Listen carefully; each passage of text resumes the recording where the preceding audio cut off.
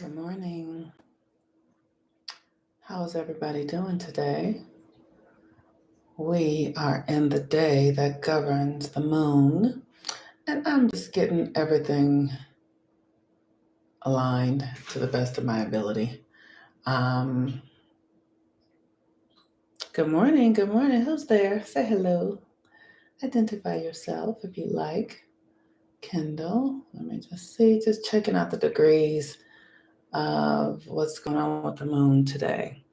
Okay, so let me go open up Instagram.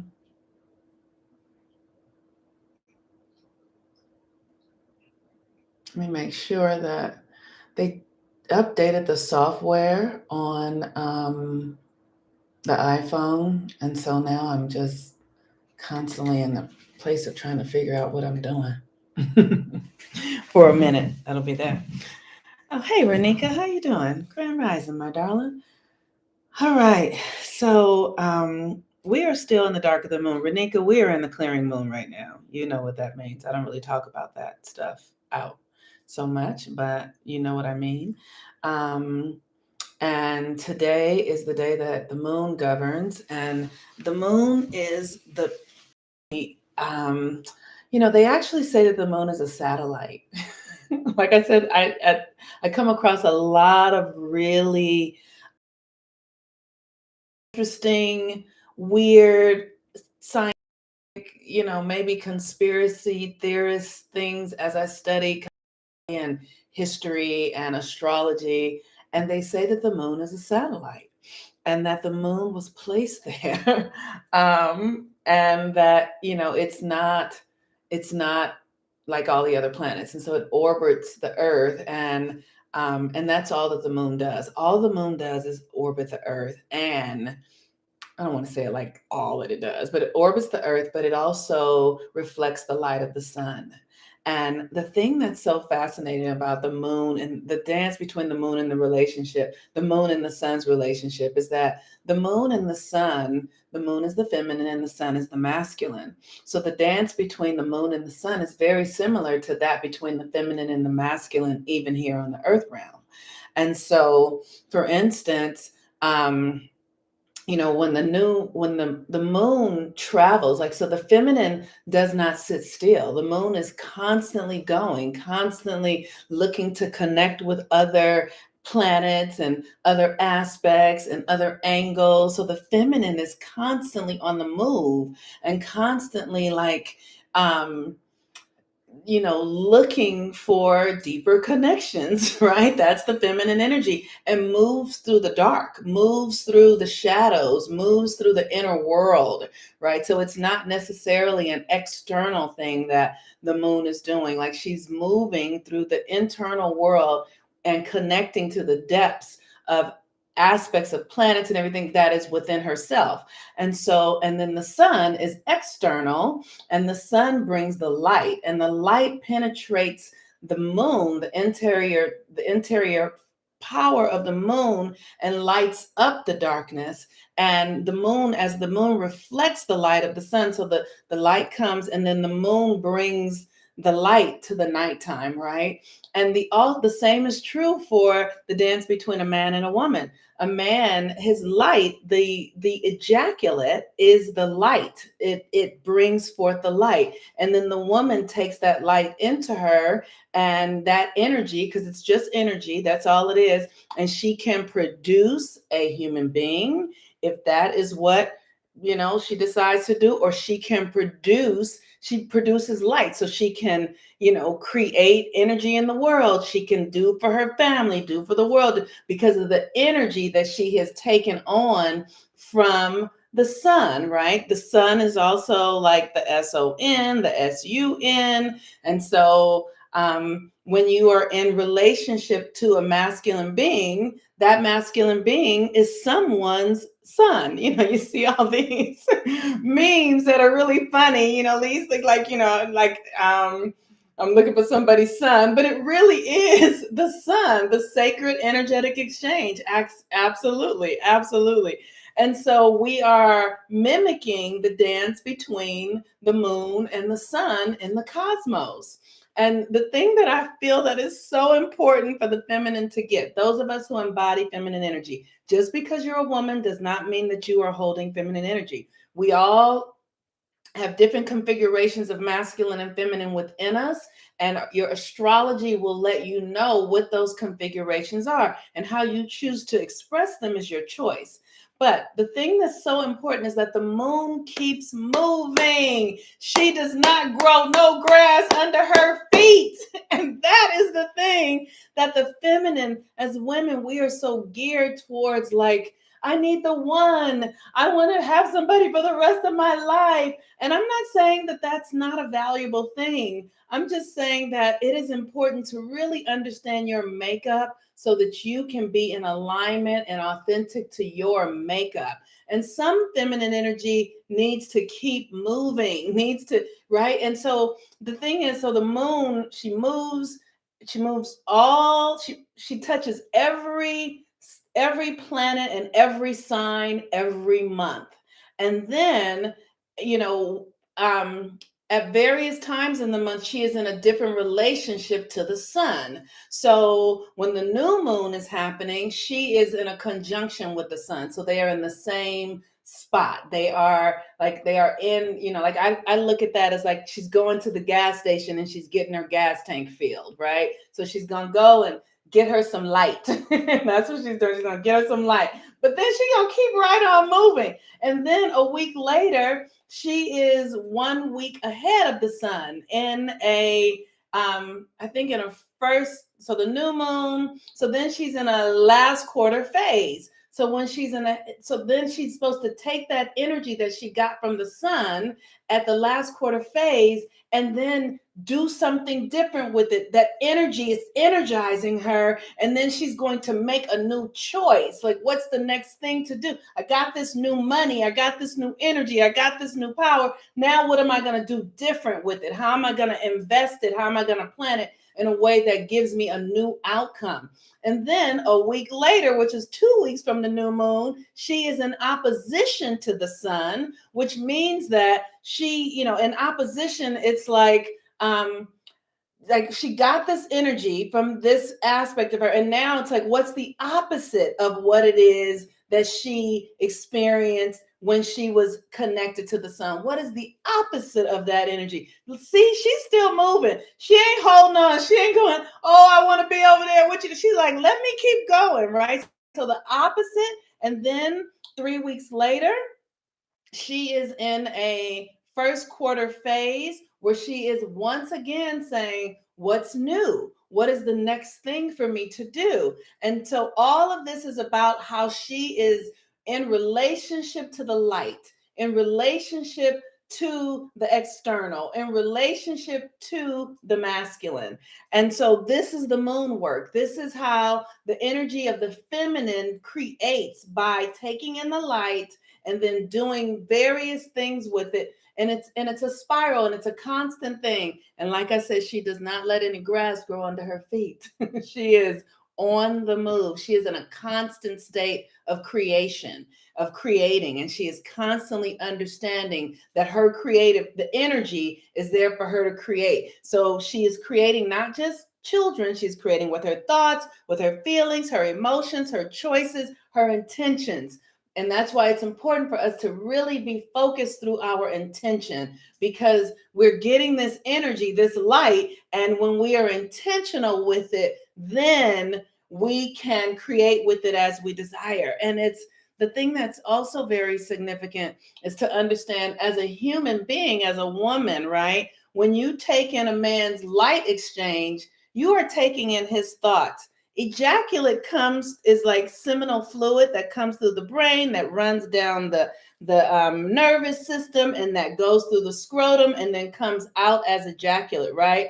So his thoughts are now in your womb, in your blood system.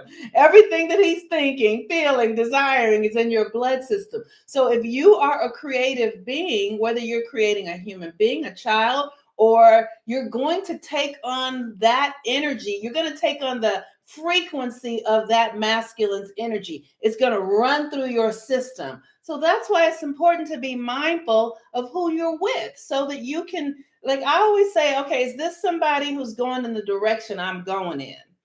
Because I'm moving. I'm going this way. I'm moving. Is this somebody who's going in the direction that I am moving in? And so, because if not, that energy will take me in a different direction. So I want to be really mindful if this energy is going where I'm going, or is this energy going somewhere else? Because if it's going somewhere else, it's something I want to be thoughtful of because we want to be, because we're moving and we're creating, right? So we want to create in the direction that we're going. We want to align with people who are aligned with what we desire. I go, Nan says, are we having a solar eclipse soon? We just had a solar eclipse a couple of days ago. We had a new moon solar lunar eclipse on a few days ago. I don't remember the date right now, but we're still in the new moon energy. So it's about 3 days ago. So the moon, we are still in the new moon energy, which is really significant. And the moon is in Capricorn. Today, the moon is going to conjunct Pluto. And a conjunction with Pluto means that we are experiencing death. So this is a real day about letting go of your emotional connections, the things that you have relied upon emotionally that are external, your external emotional connections, right? So for me, I can pay attention to the way that I have emotional attachments to money, or emotional attachments to people, emotional attachments and expectations, and the ways that people show up. Like I want them to be a certain way. Today is a day to really look at those behaviors and begin to let that stuff go. The moon conjunct Venus, your emotions, your feelings, Pluto. So because Venus and Pluto in this can really show up in a lot of our romantic, sensual, sexual relationships where there's an adjustment that needs to happen.